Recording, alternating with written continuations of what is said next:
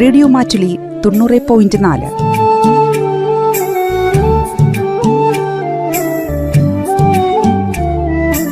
കേൾക്കൂ, ആസ്വദിക്കൂ, അറിവ് നേടൂ. റേഡിയോ മാറ്റുലി, മാറ്റത്തിന്റെ ശംഖുലി. Beat diabetes. USVയുടെ CSR സംരംഭവുമായി സഹകരിച്ച് റേഡിയോ മാറ്റിലി തയ്യാറാക്കി അവതരിപ്പിക്കുന്ന പ്രമേഹ ബോധവൽക്കരണ പരിപാടി ബീറ്റ് ഡയബറ്റീസ്.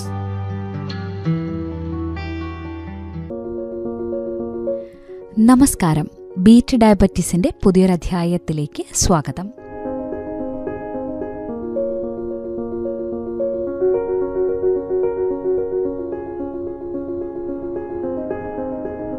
രക്തത്തിലെ പഞ്ചസാരയുടെ നില ഉയർന്നിരിക്കും. എന്നാൽ ടൈപ്പ് 2 പ്രമേഹത്തിലെത്താൻ മാത്രം ഉയർന്നതല്ലായിരിക്കും. ഈ അവസ്ഥയാണ് പ്രീ ഡയബറ്റീസ്. കാലക്രമേണ ഈ അവസ്ഥ ടൈപ്പ് 2 പ്രമേഹത്തിൽ എത്തിച്ചേരും. സാധാരണയായി പ്രീ ഡയബറ്റിക് അവസ്ഥയിൽ കാര്യമായ പ്രമേഹ ലക്ഷണമൊന്നും കാണില്ല. കാരണം രക്തപരിശോധന കൊണ്ടു മാത്രം കണ്ടെത്തുന്ന ഒരവസ്ഥയാണ് പ്രീ ഡയബറ്റീസ്. ആഹാരം കഴിഞ്ഞുള്ള പഞ്ചസാര നില 140-199 കാണുമ്പോഴാണ് പ്രീ ഡയബറ്റീസ് സ്ഥിരീകരിക്കുന്നത്. കൂടാതെ പ്രമേഹ രോഗലക്ഷണങ്ങളും. ഏതെങ്കിലും ഒരു ഷുഗർ വാല്യൂ 200-ൽ കൂടുതലാണെങ്കിൽ അത് പ്രമേഹമാണ്. പ്രമേഹം പ്രാരംഭഘട്ടത്തിലാണെന്ന സംശയം തോന്നിയാൽ ആദ്യഘട്ടം ജീവിതശൈലി മാറ്റമാണ്. ഭാരം കൂടുതലാണെങ്കിൽ കുറയ്ക്കുക, മധുരപലഹാരങ്ങൾ, വറുത്തവ, എണ്ണയിൽ വറുത്തെടുത്ത ഭക്ഷണ പദാർത്ഥങ്ങൾ എന്നിവ കഴിയുന്നതും ഒഴിവാക്കുക തുടങ്ങിയ കാര്യങ്ങളിലൂടെ ജീവിതശൈലി കരുതലോടെ ക്രമീകരിക്കണം. പ്രമേഹ പൂർവാവസ്ഥയെക്കുറിച്ചാണ് ഇന്നത്തെ ബീറ്റ് ഡയബറ്റീസിൽ കൊച്ചി ലൂഡ്സ് ഹോസ്പിറ്റലിലെ endocrinologist doctor Navya Mary Kurian സംസാരിക്കുന്നു.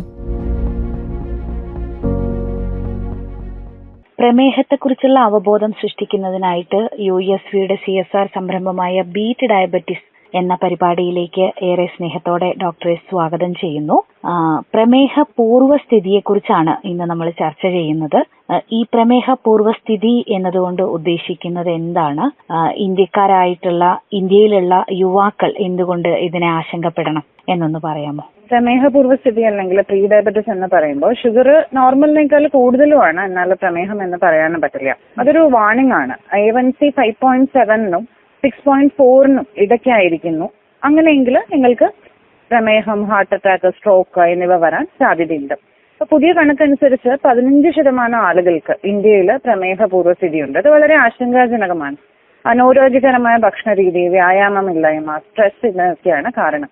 അപ്പോൾ നമ്മളിത് വളരെയേറെ പ്രാധാന്യം അർഹിക്കുന്ന ഒരു ഹെൽത്ത് പ്രോബ്ലം ആയി കണ്ട് അത് അഡ്രസ്സ് ചെയ്യണം. ഈ പ്രമേഹ പൂർവ്വ സ്ഥിതിയുടെ അല്ലെങ്കിൽ പ്രീ ഡയബറ്റീസിന്റെ ലക്ഷണങ്ങൾ എന്തൊക്കെയാണ്? അവ എങ്ങനെയാണ് നമുക്കുണ്ടോ എന്ന് തിരിച്ചറിയാൻ കഴിയുക? ലക്ഷണങ്ങൾ ഉണ്ടാവില്ല. നമ്മൾ ആക്റ്റീവായിട്ട് ചെയ്താലേ നമുക്കത് മനസ്സിലാവാൻ പറ്റുള്ളൂ. ഇപ്പോൾ റെഗുലർ ആയിട്ട് ബ്ലഡ് ചെക്കപ്പ് ചെയ്യണം. എസ്പെഷ്യലി നമുക്ക് ഫാമിലിയിൽ ഡയബറ്റീസ് ഒക്കെ ഉള്ള ആൾക്കാർക്ക്. ബാക്കിയുള്ള റിസ്ക് ഫാക്ടേഴ്സ് ആണ് നമ്മുടെ ശരീരഭാരം കൂടുതലാണെങ്കിൽ, അല്ലെങ്കിൽ നമ്മൾ ഫിസിക്കലായിട്ട് ഇനാക്റ്റീവ് ആയിട്ടുള്ള ആളാണെങ്കിൽ, നമ്മൾ അനാരോഗ്യകരമായ ഭക്ഷണം കഴിക്കുന്ന ആൾക്കാരാണെങ്കിൽ, വലിക്കുന്നവരാണെങ്കിൽ, അല്ലെങ്കിൽ നമ്മൾ അമിതമായ സ്ട്രെസ് അനുഭവിക്കുന്നവരാണെങ്കിൽ, നമ്മളുടെ വയസ്സ് 35-ന് മുകളിലാണെങ്കിൽ, PCOD ഉള്ളവരാണെങ്കിൽ, ഗർഭകാലത്ത് ഡയബറ്റിസ് ഉണ്ടായിരുന്നവരാണെങ്കിൽ, അല്ലെങ്കിൽ BP, കൊളസ്ട്രോൾ പോലുള്ള അസുഖങ്ങൾ ഉള്ളവരാണെങ്കിൽ, അല്ലെങ്കിൽ ഫാറ്റ് ലിവർ ഉണ്ടായിരുന്നവരാണെങ്കിൽ, അല്ലെങ്കിൽ നമ്മളൊരു 4 കിലോയിൽ കൂടുതലുള്ള കുട്ടീനെ പ്രസവിച്ചിട്ടുണ്ടെങ്കിൽ, അപ്പൊ ഈ ലക്ഷണങ്ങളുള്ളവരെല്ലാവരും ആക്റ്റീവായിട്ട് ചെക്കപ്പ് ചെയ്ത് A1C, ഫാസ്റ്റിങ്ങും PPBS ഒക്കെ നോക്കേണ്ടതാണ്. ഈ പ്രമേഹ പൂർവ്വസ്ഥിതി നമുക്ക് വന്നു കഴിഞ്ഞാൽ ജീവിതശൈലിയിൽ നമ്മൾ എന്തെങ്കിലുമൊക്കെ മാറ്റങ്ങൾ വരുത്തിയാൽ ഇത് പ്രമേഹ പൂർവ്വസ്ഥിതിയിൽ നിന്ന് പ്രമേഹത്തിലേക്ക് മാറുന്നത് തടയാൻ വേണ്ടി നമുക്ക് സാധിക്കുമോ? ജീവിതശൈലിയിലെ മാറ്റങ്ങൾ നമ്മളെ വളരെയേറെ സഹായിക്കും. ആദ്യം തന്നെ ഡയറ്റ് നോക്കുകയാണെങ്കിൽ നമ്മൾ മുഴുവൻ ധാന്യം, ഫ്രൂട്ട്സ്, വെജിറ്റബിൾസ്, ലീൻ ആയിട്ടുള്ള പ്രോട്ടീൻ അടങ്ങുന്ന ഭക്ഷണങ്ങളൊക്കെ കൂടുതലായിട്ട് കഴിക്കാൻ ശ്രമിക്കണം. സംസ്കരിച്ച ഭക്ഷണം, പിന്നെ പഞ്ചസാര, കലോറി ഡെൻസിറ്റി, ഗ്ലൈസമിക് സൂചിക ഇതൊക്കെ കൂടുതലുള്ള ഭക്ഷണങ്ങൾ നമ്മൾ തീരെ ഒഴിവാക്കണം. ഇപ്പോൾ വ്യായാമം ചെയ്യണം. ആഴ്ചയിൽ ഒരു 150 മിനിറ്റെങ്കിലും മോഡറേറ്റ് ഇന്റൻസിറ്റി ഉള്ള എക്സസൈസ് നമ്മൾ ചെയ്യണം. ശരീരഭാര ക്രമീകരണവും വളരെ ഇമ്പോർട്ടന്റ് ആണ്. ഒരു 5 മുതൽ 10% വരെ ശരീരഭാരം നമ്മൾ കുറയ്ക്കുകയാണെങ്കിൽ നമ്മുടെ ആരോഗ്യസ്ഥിതിയിൽ ഗണ്യമായ മാറ്റങ്ങൾ ഉണ്ടാവും. പിന്നെ സ്ട്രെസ് മാനേജ്മെന്റ് ഇമ്പോർട്ടന്റ് ആണ്. യോഗ, മെഡിറ്റേഷൻ ഇതൊക്കെ ശീലിക്കുന്നത് സ്ട്രെസ് മാനേജ്മെന്റിന് വളരെ ഉപകരിക്കുന്നു. ഇപ്പോൾ യുവാക്കളെ സംബന്ധിച്ചിടത്തോളം ജോലി സ്ഥലത്താണെങ്കിലും അല്ലാതെയും ഒക്കെ ഈ സ്ട്രെസ് കൂടുതലാണല്ലോ. അതുപോലെ തന്നെ ജോലിയുടെ ഒരു ക്രമീകരണം ഒക്കെ കൊണ്ട് തന്നെ ഉറക്കം ശരിയാവാത്ത യുവാക്കളും ഒരുപാടുണ്ട്. ഈ സ്ട്രെസ്സും ഉറക്കവും ഒക്കെ പ്രമേഹപൂർവ്വസ്ഥിതിയെ ബാധിക്കുമോ? അത് നമുക്ക് എങ്ങനെയാണ് മാനേജ് ചെയ്യാൻ വേണ്ടി കഴിയുക? അപ്പോൾ സ്ട്രെസ് കൂടുമ്പോൾ കോർട്ടിസോൾ എന്ന ഹോർമോൺ റിലീസ് ആവും. അത് നമ്മളുടെ ബ്ലഡ് ഷുഗർ കൂട്ടും. ഇത് മാത്രമല്ല, ഉറക്കമില്ലായ്മയും ഇൻസുലിന്റെ കാര്യക്ഷമതയെ ബാധിക്കും. സ്ട്രെസ് കൺട്രോൾ ചെയ്യുന്നതും 7 മുതൽ 9 മണിക്കൂർ വരെ നന്നായിട്ട് ഉറങ്ങുന്നതും നമ്മളുടെ പ്രീ ഡയബറ്റിസ് അഥവാ പ്രമേഹപൂർവ്വസ്ഥിതി മാനേജ് ചെയ്യുന്നതിന് ഹെൽപ്പ് ചെയ്യും. ഈ പ്രമേഹപൂർവ്വസ്ഥിതിയുടെ ഒരു സാധ്യത കുറയ്ക്കാൻ ഉറക്കം എത്രത്തോളം വേണം എന്നുള്ളതിനെ പറ്റി എന്തെങ്കിലും കണക്കുണ്ടോ? ഈ ഉറങ്ങുക എന്ന് പറയുമ്പോഴും അതിന്റെ ഒരു നല്ല ഉറക്കം കിട്ടുക എന്നുള്ളതിൽ എത്രത്തോളം പ്രാധാന്യം അർഹിക്കുന്നു? ഉറക്കം വളരെ പ്രാധാന്യമുള്ളതാണെന്ന് നമ്മൾ പറഞ്ഞു. നമ്മളൊരു 7 മുതൽ 9 മണിക്കൂർ വരെ ഉറങ്ങണം. അതിൽ കുറഞ്ഞാലോ കൂടിയാലോ രണ്ടും പ്രശ്നമാണ്. അപ്പോൾ നമ്മളുടെ ഈ ഒരു ഡ്യൂറേഷനൊപ്പം തന്നെ ഇമ്പോർട്ടന്റ് ആണ് ഉറക്കത്തിന്റെ ക്വാളിറ്റി. അപ്പൊ ഗാഢവും തടസ്സമില്ലാത്തതുമായ ഉറക്കം നമ്മുടെ കോർട്ടിസോളും ഇൻസുലിനും ശരിയായ രീതിയിൽ റെഗുലേറ്റ് ചെയ്യുന്നു. ഗുണനിലവാരം ഇല്ലാത്ത ഉറക്കം നമ്മുടെ പ്രീ ഡയബറ്റിസിന് റിസ്ക് കൂട്ടുന്നു. ആരോഗ്യകരമായ ഭക്ഷണക്രമം, പതിവ് വ്യായാമമൊക്കെ പ്രമേഹത്തെ തടഞ്ഞു നിർത്താൻ വേണ്ടി വേണമെന്ന് നമ്മൾ പറയാറുണ്ടല്ലോ. ഈ സമ്മർദ്ദവും ഉറക്കക്കുറവും ഉണ്ടായാൽ ഈ ആരോഗ്യകരമായ ഭക്ഷണക്രമം കൊണ്ടും പതിവ് വ്യായാമമൊക്കെ കൊണ്ട് നമുക്കുണ്ടാകുന്ന ഗുണങ്ങൾ ഇല്ലാതാകുമോ? പ്രമേഹപൂർവ്വസ്ഥിതിയിൽ ഈ സമ്മർദ്ദവും ഉറക്കക്കുറവും എങ്ങനെയാണ് പ്രശ്നങ്ങൾ ഉണ്ടാക്കുന്നത്? ഓക്കെ, ഇപ്പൊ സമീകൃത ആഹാരവും വ്യായാമവും പ്രധാനമാണെങ്കിലും സ്ട്രെസ്സും ഉറക്കമില്ലായ്മയും അതിന്റെ ഗുണങ്ങളെ ബാധിക്കുന്നു. ശരീരഭാരം വർദ്ധിക്കുന്നതിനും മധുരമുള്ള ഭക്ഷണത്തോടുള്ള ക്രേവിങ്സ് കൂട്ടാനും ഊർജ്ജക്കുറവ് ഫീൽ ചെയ്യാനും ഈ സ്ട്രെസ്സും ഉറക്കമില്ലായ്മയും ഇടയാക്കും. അപ്പൊ ഇതെല്ലാം ഇൻസുലിൻ പ്രതിരോധം ഉണ്ടാക്കുന്നതിനും ഷുഗർ നില വർദ്ധിക്കാനും ഇടയാക്കുന്നു. ആഹാരം, വ്യായാമം, സമ്മർദ്ദം, ഉറക്കം ഇത് 4 നമ്മൾ മാനേജ് ചെയ്യേണ്ടതാണ്. അതുപോലെ തന്നെ പ്രമേഹത്തിന് മുമ്പുള്ള ഒരു അവസ്ഥ നിയന്ത്രിക്കുന്നതിൽ ശാരീരിക പ്രവർത്തനങ്ങൾ എന്ത് പങ്കാണ് വഹിക്കുന്നത് എന്നൊന്ന് പറയാം? അപ്പൊ വ്യായാമം ഇൻസുലിന്റെ കാര്യക്ഷമത കൂട്ടുന്നു, ശരീരഭാരം നിയന്ത്രിക്കുന്നു, രക്തത്തിലെ ഗ്ലൂക്കോസിന്റെ അളവ് നിയന്ത്രിക്കുന്നു. അപ്പൊ പലതരം വ്യായാമമുണ്ട്. അപ്പൊ നമ്മൾ എയറോബിക് എക്സസൈസിനെ കേട്ടിട്ടുണ്ട്. അതായത് അത് വേഗത്തിലുള്ള നടത്തം, നീന്തൽ, സൈക്ലിംഗ്, നൃത്തം എന്നിവയൊക്കെയാണ്. അപ്പം എയറോബിക് വ്യായാമങ്ങൾ നമ്മുടെ ഹാർട്ടിന്റെ ഹെൽത്ത് ഇംപ്രൂവ് ചെയ്യുന്നു. മാത്രമല്ല നമ്മുടെ കലോറീസ് ബേൺ ചെയ്യാൻ സഹായിക്കുന്നു, ഇൻസുലിന്റെ കാര്യക്ഷമത കൂട്ടുന്നു. അടുത്ത എക്സസൈസ് ആണ് സ്ട്രെങ്ത് ട്രെയിനിങ് എക്സസൈസ്. അതായത് ഭാരം ഉയർത്തുന്നത്, റെസിസ്റ്റൻസ് ബാൻഡ് ട്രെയിനിങ്ങുകൾ, പുഷപ്പുകൾ, സ്ക്വാറ്റ്സ് ഇതെല്ലാമാണ് സ്ട്രെങ്ത് ട്രെയിനിങ് എന്ന് പറയുന്നത്. അപ്പോൾ ഇതൊക്കെ നമ്മളുടെ മസിൽ ബിൽഡ് ചെയ്യാനും നമ്മളുടെ മെറ്റബോളിസം ബൂസ്റ്റ് ചെയ്യാനും ഗ്ലൂക്കോസിന്റെ ഉപയോഗം കൂട്ടാനും സഹായിക്കുന്നു. അടുത്ത കാറ്റഗറി ഓഫ് എക്സസൈസ് ആണ് ഫ്ലെക്സിബിലിറ്റി ബാലൻസ് എക്സസൈസുകൾ. അതായത് നമ്മളുടെ യോഗ, പിന്നെ നമ്മുടെ തായ്ചി എന്നൊക്കെ പറയുന്ന ഒരു ചൈനീസ് എക്സസൈസ് ഉണ്ട്, പിന്നെ പിലാറ്റ്സ് ഒക്കെ ഉണ്ട്. അപ്പോൾ അതൊക്കെ നമ്മളുടെ മൊബിലിറ്റി കൂട്ടും, സ്ട്രെസ് കുറയ്ക്കും, ഓവറോൾ ഫിസിക്കൽ ഫംഗ്ഷൻ ഇംപ്രൂവ് ചെയ്യും.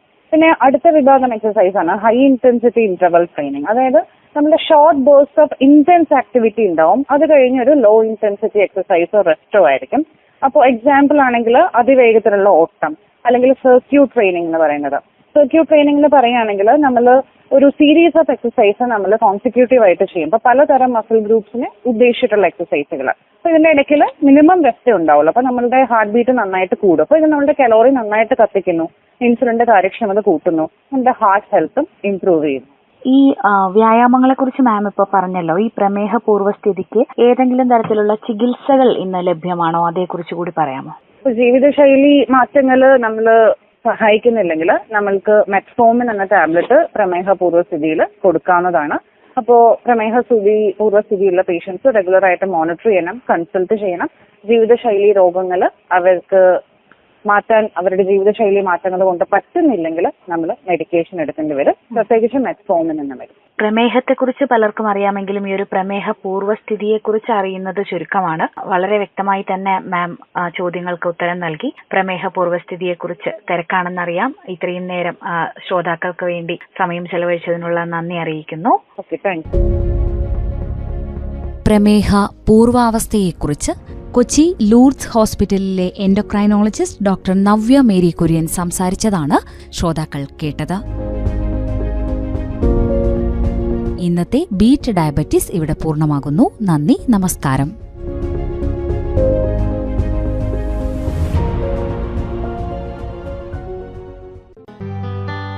Beat diabetes.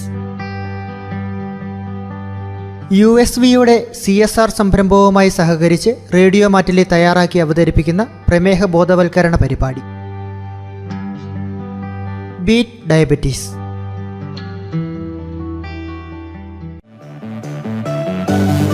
റേഡിയോ മാറ്റിലി 90.4.